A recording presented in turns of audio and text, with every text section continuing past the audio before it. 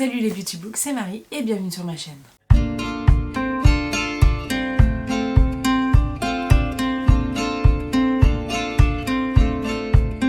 J'espère que vous allez bien, on se retrouve dans une nouvelle vidéo et j'ai beaucoup de bazar à côté de moi puisqu'on se retrouve pour mon book haul de la deuxième moitié de l'année 2023 et vous allez voir que je me suis un peu plus lâchée que les mois précédents, enfin que la première partie de l'année. J'ai essayé de mettre un peu de lumière au fond parce que je trouvais que le fond était hyper sombre.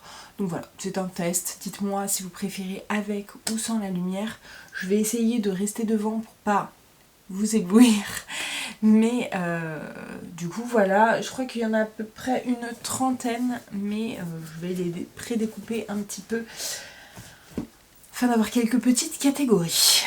On va tout d'abord commencer par des poches avec ce que j'ai acheté au salon de Noir-sur-Ormesson, qui est un petit salon de polar juste à côté de chez moi. C'est le seul salon que j'ai fait dans l'année et j'aime trop ce salon, c'est la deuxième fois que j'y vais. Il est à 5 minutes de chez moi, donc c'est parfait, il y a des super auteurs. Et là, en 1 heure, j'ai réussi à voir tous les auteurs, à tout me faire dédicacer, à discuter et franchement le maximum que j'ai fait à chaque fois c'est avoir une personne devant moi et même souvent je faisais des tours pour essayer de voir dès que la personne était libre. Donc on va commencer tout de suite. Un auteur que je n'ai jamais lu, de toute façon je crois qu'il n'y a que très peu d'auteurs que j'ai déjà lus.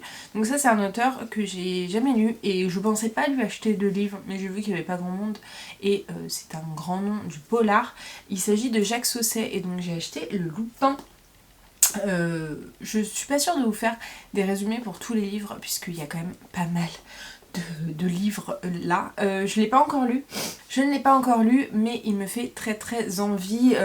Je voulais commencer par un one shot de lui, je lui ai demandé quelques conseils, autant vous dire que, à part me dire que c'était des sagas ou des one shots, il m'a pas forcément beaucoup aiguillé, mais voilà, je suis très curieuse de pouvoir le lire et j'ai eu ma petite dédicace, je vais les mettre derrière moi une fois qu'ils sont terminés. Le premier auteur que j'ai vu, et je pensais pas non plus, il faisait pas partie de ma liste, mais quelques jours, semaines avant, j'avais vu des vlogs sur le salon de l'iris noir à Bruxelles et on parlait de cet auteur, donc j'étais très intriguée. Donc il s'agit de Stéphane Gallas. Donc là j'ai pris Les Ombres de Salem, il a déjà écrit 3 romans qui mêlent un peu thriller avec esprit un peu fantastique. Et là je crois qu'on va revenir sur les sorcières de Salem justement. Et donc ça m'intriguait énormément. Et voilà, j'ai pas mal discuté avec lui. Les 3 livres me faisaient très envie. Il n'y en avait que 2 en poche. Donc je me suis dit dans tous les cas que j'allais prendre en poche. Donc voilà, celui-ci est sur les sorcières de Salem. Donc apparemment il y a une vraie enquête derrière. Il y a des phénomènes qui pourraient être fantastiques. L'enquête se termine en elle-même, mais il y a une part de mystère sur l'aspect fantastique. En tout cas, c'est ce qu'il m'a dit. Et encore une fois, j'ai eu ma petite dédicace. Je suis très contente et je vais pouvoir découvrir encore un nouvel auteur. Un auteur que j'ai déjà lu, mais c'est celui-ci qui me faisait énormément envie. Je me suis acheté les poupées de Alexis Leipzger. J'avais déjà acheté, j'ai déjà acheté et lu Et avec votre esprit de cet auteur qui est son tout premier roman. Et j'en ai parlé un peu avec lui et il m'a dit qu'il avait vraiment du mal à recommander Et avec votre esprit parce qu'il voit à quel point c'est moins bon que ses suivants. En même temps, c'était un premier roman, donc voilà. Mais il s'est vraiment fait... Ouh, il y a du soleil. Il s'est vraiment fait connaître grâce aux poupées. Enfin vraiment, la première fois que j'en ai entendu parler, c'était grâce aux poupées. Et ça m'intriguait vraiment beaucoup. Donc je lui ai pas pris son deuxième, j'ai pris directement les poupées. J'ai envie de me faire une idée sur ce livre dont on entend énormément parler. Et voilà, je ne sais toujours pas de quoi ça parle, mais je fais confiance au thriller pour m'embarquer. Encore une autrice pas très prévue, mais sur cette aventure, elle avait pas mal de prix pour très peu de livres écrits. Donc je me suis dit que j'allais tenter ma chance. Et il s'agit de Anouk Schutterberg. Donc j'ai pris Jeu de peau, qui est le tout premier roman, je crois. Je crois que c'est une saga et de toute façon elle a écrit que des tomes de cette saga-là. Et j'avais commencé à lire un premier et quand j'ai entendu qu'elle disait aux personnes devant moi que c'était les mêmes enquêteurs, je l'ai vite reposé sans lire le résumé et donc je lui ai demandé son premier et elle me disait que c'est vrai qu'elle n'a pas écrit grand chose mais qu'elle a reçu beaucoup de prix et de bons commentaires et tout, donc ça faisait très plaisir. Oh, le soleil, mais ça fait du bien de ouf, ça fait très longtemps que je l'avais pas vu. Et du coup, voilà, je me suis laissée tenter par celui-ci. Elle m'a fait la dédicace. En plus, elle fait partie des Louves du Polar. C'est la première autrice des Louves du Polar que je vais lire. Et je suis très contente de découvrir une nouvelle autrice féminine de polar et de thriller. Donc voilà, affaire à suivre. Nous avons ensuite Éric Foissier avec le Bureau des Affaires Occultes qui mêle thriller et historique. Il me faisait très très envie. On est en 1830 dans un Paris fiévreux et c'est une saga également. J'étais très très intriguée par le fait de mêler thriller et historique. J'ai beaucoup parlé avec lui et c'est vrai que ces autres sagas me font très envie aussi. C'est sur des points historiques qu'on n'a pas l'habitude de voir. Voilà, c'est vrai que ce que je lui ai dit, c'est qu'on voyait beaucoup les guerres, la révolution, et donc là, il part de faits historiques qui sont un peu moins connus, et il les développe, donc j'ai hâte, et je suis très curieuse de le découvrir. Je vais aller un peu plus vite, parce que quand je vois tout ce que j'ai à vous présenter, ça va pas le faire. Un auteur que j'ai déjà lu Les Refuges de lui et du coup je me suis pris Les Sœurs de mon mort de Jérôme Loubry. Je vais pouvoir enlever cette petite étiquette. Comme je vous l'ai dit, les autres sont dédicacés aussi, hein, tous sont dédicacés. Donc j'ai discuté avec l'auteur des Refuges et il m'a dit que si j'avais aimé et que si je voulais un roman qui nous fasse un peu exploser le cerveau comme Les Refuges. Celui-ci était très bien, j'en avais entendu des bons échos de Estelle de Petite Lectrice entre autres, et donc je suis très curieuse et je pense qu'il ne va pas faire long feu puisque je crois que je l'ai mis dans mon Cold Winter Challenge, donc j'ai très hâte de le découvrir. Et le seul que j'ai lu, que j'ai acheté, je l'ai fait en aussitôt reçu, aussitôt lu. Il s'agit de Surface d'Olivier Norek, que j'ai eu dans une très belle édition un peu collector. Lui aussi, je suis allée le voir en disant que j'avais jamais lu de livre de lui et que j'avais envie de le découvrir. Et je voulais prendre au départ sa saga avec Code 93, mais il m'a conseillé de prendre Surface, un one-shot. Et mon dieu, mais quel coup de cœur j'ai eu, j'ai adoré, j'ai été happée par toute l'histoire et voilà, on suit une jeune femme qui a été défigurée lors d'une intervention policière, enfin c'était une flic et elle a été défigurée lors d'une intervention et donc son visage a complètement été changé et on va parler de ce sujet là entre autres et franchement je l'ai adoré, je l'ai bouffé en très peu de temps. Mais ça, je vous en ai parlé dans un vlog, ou je vais vous en parler dans un vlog, je ne sais pas lequel va venir avant, mais voilà. Donc voilà pour les livres de Paris, enfin du salon de Noir-sur-Ormesson. Du coup, il y a tellement de soleil que j'ai même plus besoin de ma lumière derrière. Mais c'est pas grave, ça fait un peu éclairé tout de même. On passe ensuite aux achats que j'ai fait pour les challenges Gothic et Dark Academia, puisque je n'avais absolument rien dans ma pile à lire, ou quasiment rien dans ma pile à lire. Donc je me suis fait quelques achats. Je me suis acheté Entretien avec un vampire de Anne Rice, donc le premier tome, je crois, de toute la saga de Lestat, le vampire. Oui, c'est ça, c'est le premier tome. Et c'est le seul que je n'ai pas lu, je crois. Je crois que je les ai tous lus, sinon. Donc je pense qu'il va me faire octobre prochain.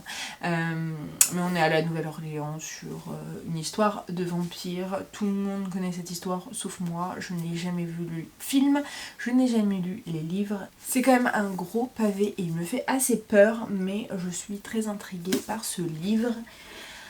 Et là on passe sur des romans que j'ai déjà lus. Donc j'avais acheté L'étrange cas du docteur Jekyll et de Mr Hyde, que j'ai lu en 24 heures, même pas. Je l'avais acheté en vacances à Dôme en Bretagne, pas en Bretagne, en Dordogne, et j'ai adoré, franchement. Je pense que si j'avais pas connu l'histoire, le plot twist à la fin, j'aurais eu un énorme coup de cœur, mais ouais, par contre il m'a manqué des pages, je trouve qu'il est trop court, j'avais envie d'en avoir plus sur le Dr Jekyll et Mr Hyde. Donc voilà, une très très bonne lecture, un classique que j'ai adoré. Voilà. Cette fois-ci c'était un coup de cœur et je ne m'y attendais absolument pas.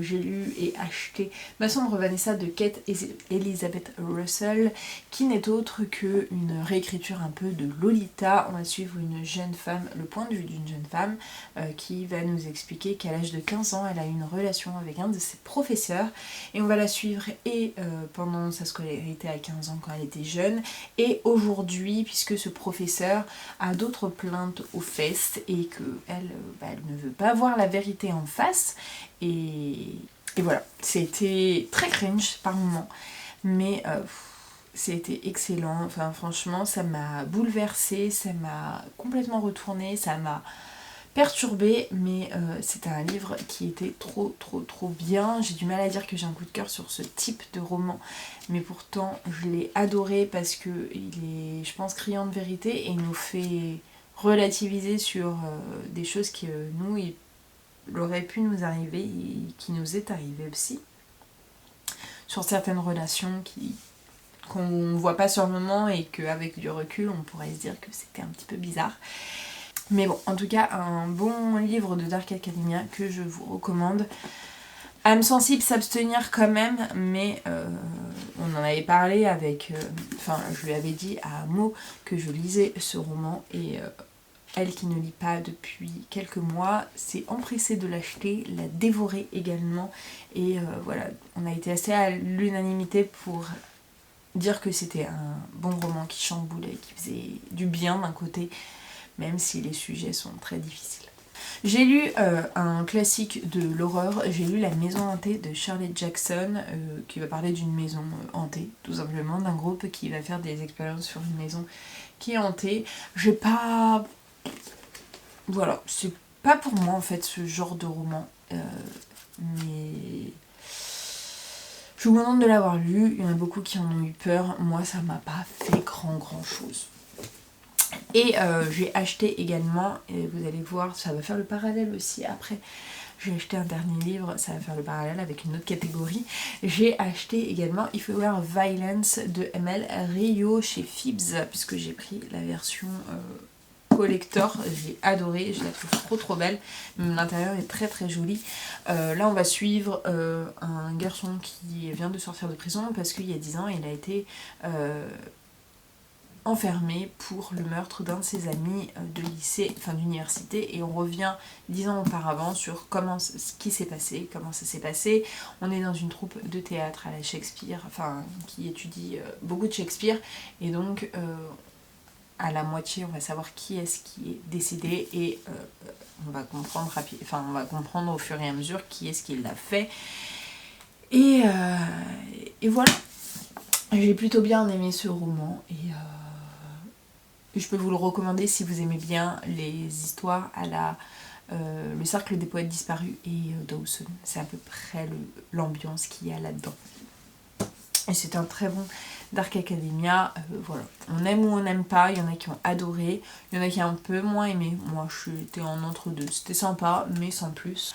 J'ai acheté un autre livre pour ce challenge là, mais je le mets dans une autre catégorie puisque j'ai fait mes premières commandes aux éditions Hurlevent, ma première commande aux éditions Hurlevent. À la base je voulais acheter Des cendres sur tes mains de Nora Lake, que j'ai déjà lu, j'ai eu un énorme coup de cœur. C'est un roman gothique dans un manoir où la jeune femme, une jeune orpheline, est recueillie par son oncle je crois, et elle va ressentir des choses un petit peu bizarres. Il y a quelques mystères autour de cette maison et j'ai adoré, vraiment un énorme coup de cœur, mon premier Hurlevent lu, et un énorme coup de cœur.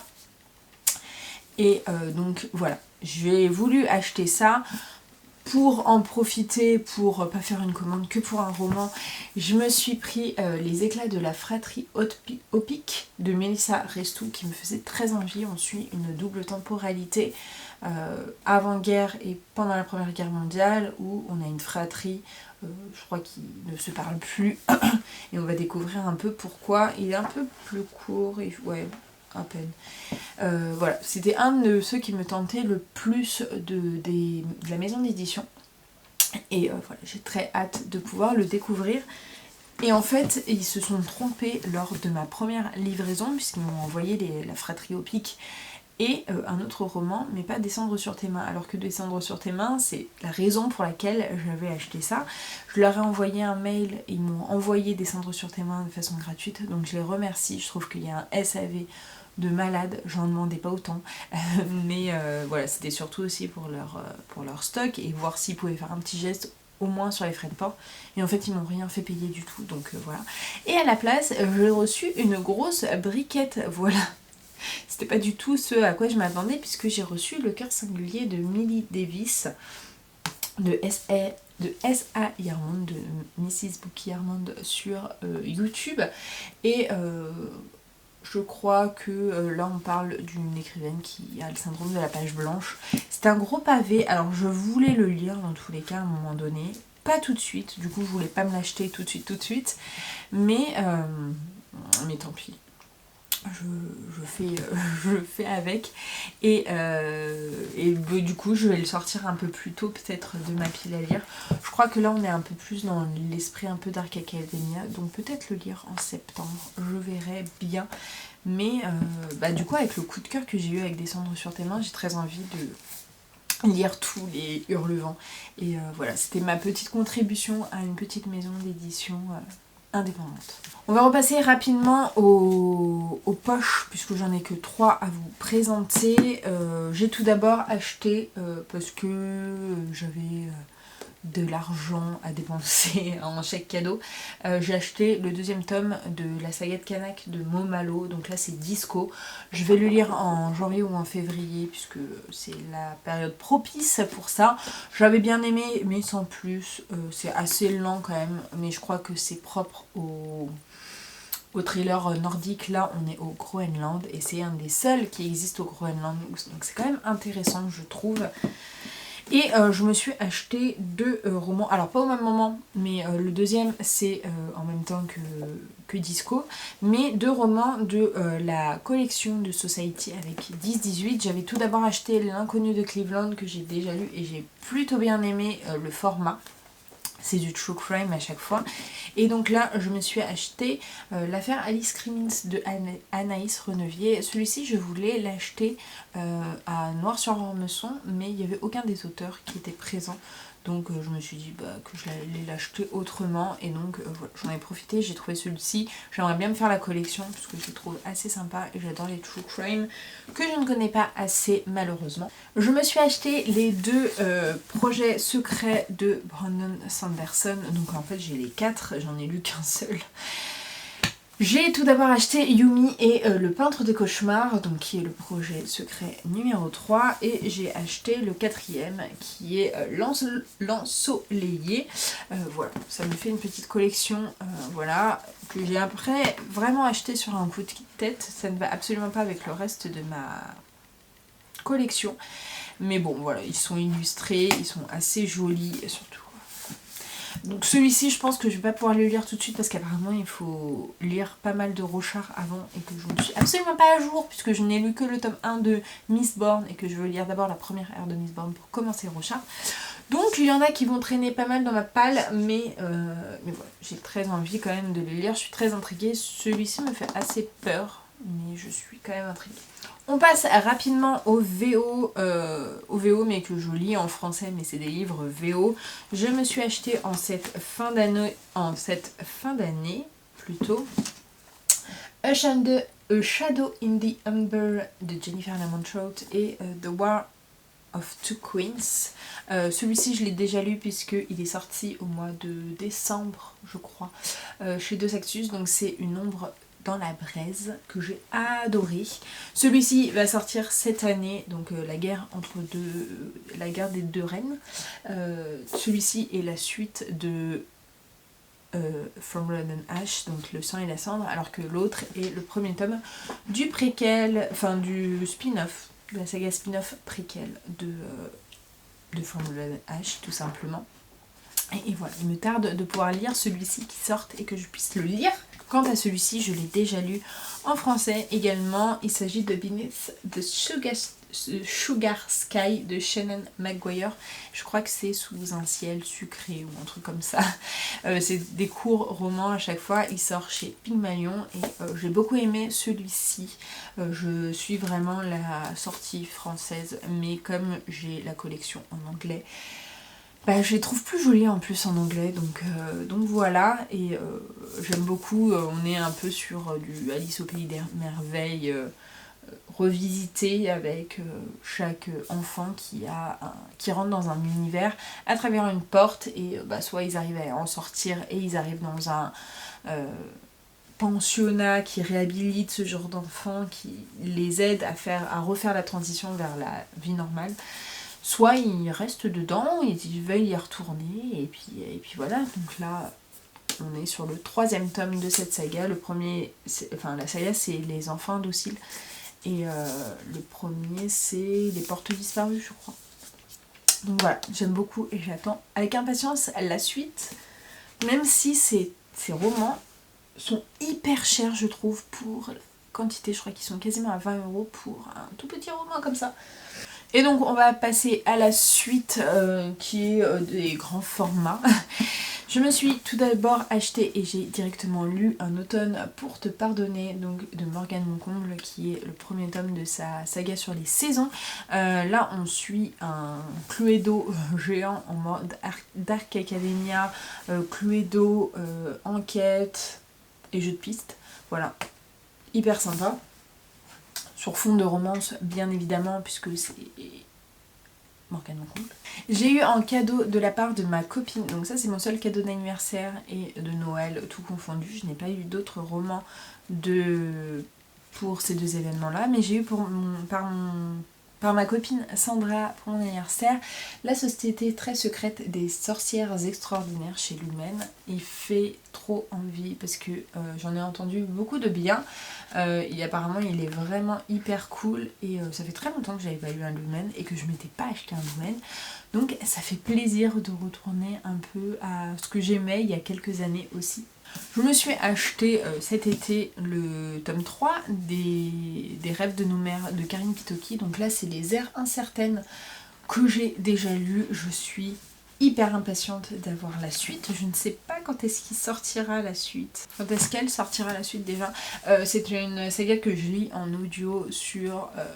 c'est un roman historique, une romance, un contemporain historique pendant la Première Guerre mondiale. Là on est sur l'après-guerre, la reconstruction, donc j'ai trop hâte d'avoir la suite. J'adore les personnages et j'adore cette histoire. J'ai précommandé la suite du Pont des Tempêtes, donc en version collector. Donc là c'est La Reine Traîtresse de Daniel L. Jensen. On est sur une fantasy young adulte pour moi, entre les deux, sur un mariage arrangé pour faire des alliances commerciales, et en fait cet accord est que d'un côté, puisque le but de la femme est de tuer son mari. Donc voilà un peu l'histoire. Je vous en ai parlé de toute façon dans des bilans lecture. On arrive à la fin.